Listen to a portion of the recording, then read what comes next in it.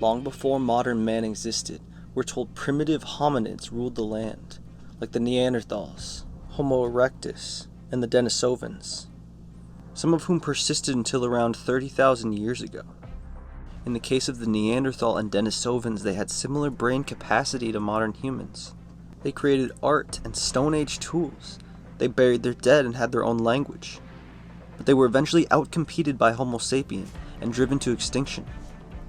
However, some DNA from these hominids does still exist in our DNA in small amounts from interbreeding between groups. In some cases, these sequences of DNA given to us by early hominids gives us powerful attributes that give us immunity to certain diseases and help us to adapt to our environment better than groups that lack this DNA. But what if I told you that almost everything the average person thinks about these early hominids is wrong? What if these creatures were actually more advanced than us in some ways? They weren't the dumb cavemen everyone thinks of, and they could accomplish feats that today might seem superhuman.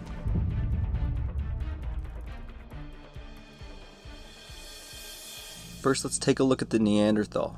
Here's a comparison of skeletons to Homo sapien. You can see the Neanderthals had a real wide core, almost like a gorilla or chimp.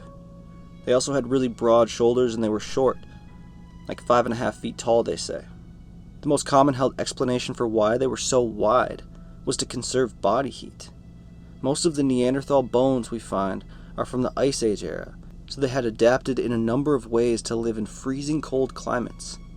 They had large airways, short limbs, and a wide frame, which would have made it easier for their bodies to take in warm air and conserve heat.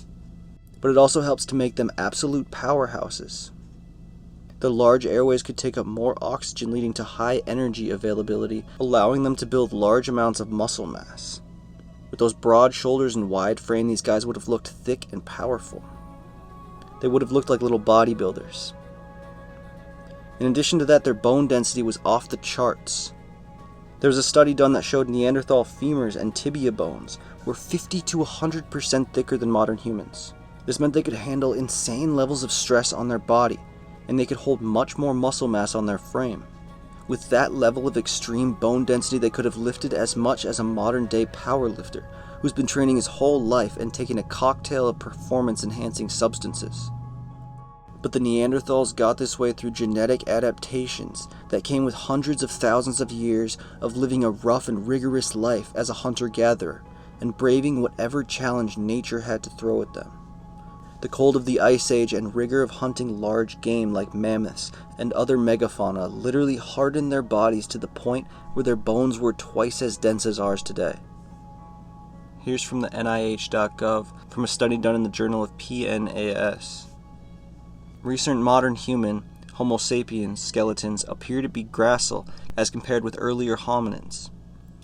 Here, gracilization refers to the reduction in strength and bone mass relative to body mass, inferred from osseous tissue and overall bone size. Although the relationship between the mechanical loading during life and bone strength is likely to be complex, there is much evidence that increased mechanical loading leads to increase in relative bone strength. Thus, skeletal gracilization in recent modern humans relative to earlier hominids generally has been attributed to a decrease in daily physical activity via technological and cultural innovations.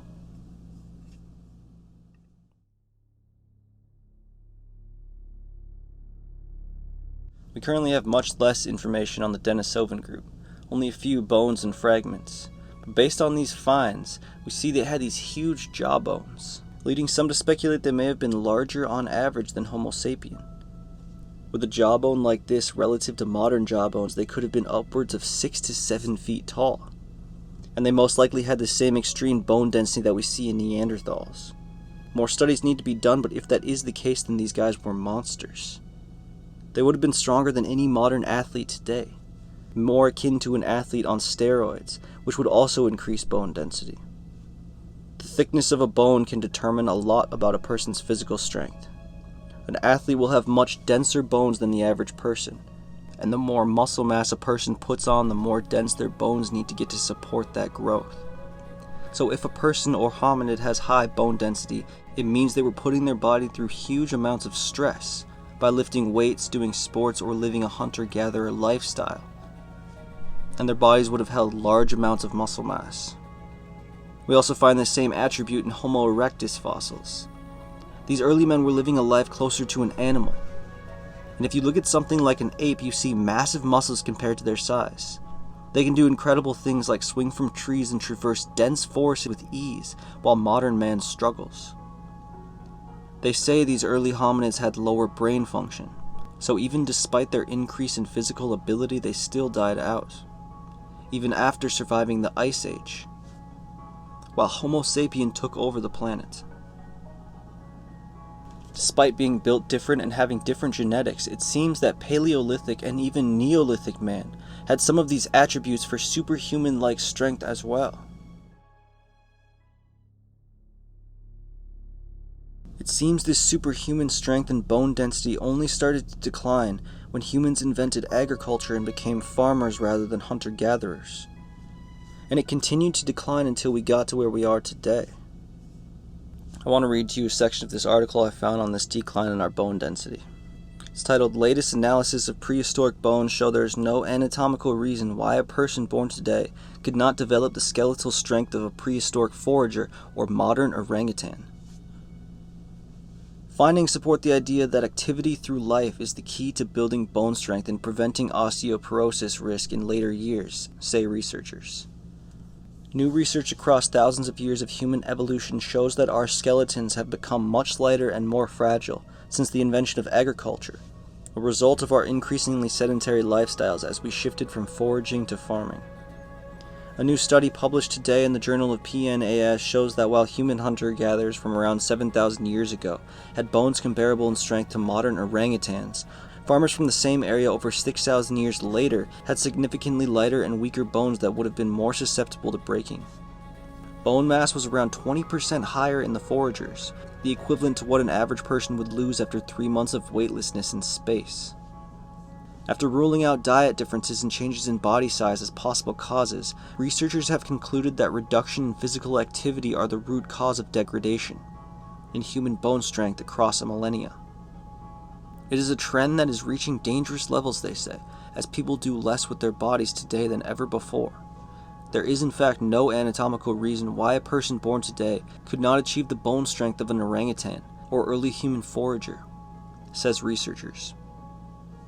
But even the most physically active people alive are unlikely to be loading their bones with enough frequent and intense stress to allow for this increased bone strength seen in the peak point of traditional hunter-gatherers and non-human primate bones. Shaw believes there are valuable lessons to be learned from skeletons of our prehistoric predecessors. You can absolutely morph even your bones so that they deal with stress and strain more effectively. Hip fractures, for example, don't have to happen simply because you get older if you build your bone strength up earlier in life. While 7,000-year-old foragers had vastly stronger bones than 700-year-old farmers, Shaw saw that neither competes with earlier hominids from around 150,000 years ago.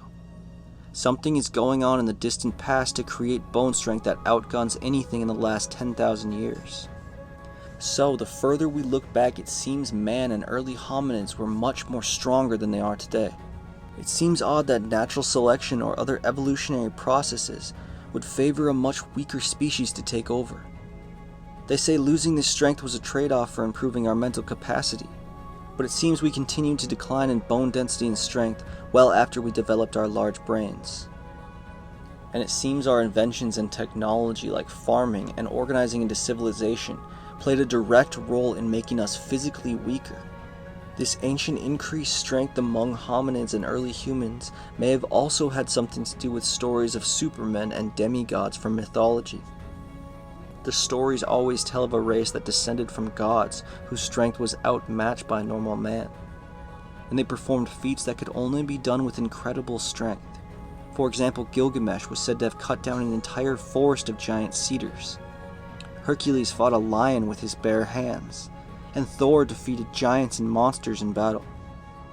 Maybe some of these stories date back to a time when man was much stronger than he is today, during Neolithic or even Paleolithic times. That's all for now on this subject. Go check out our Patreon if you haven't already. You can find these videos ad-free there, and I also post some other stuff there as well. Thank you for watching. I'll see you in the next one.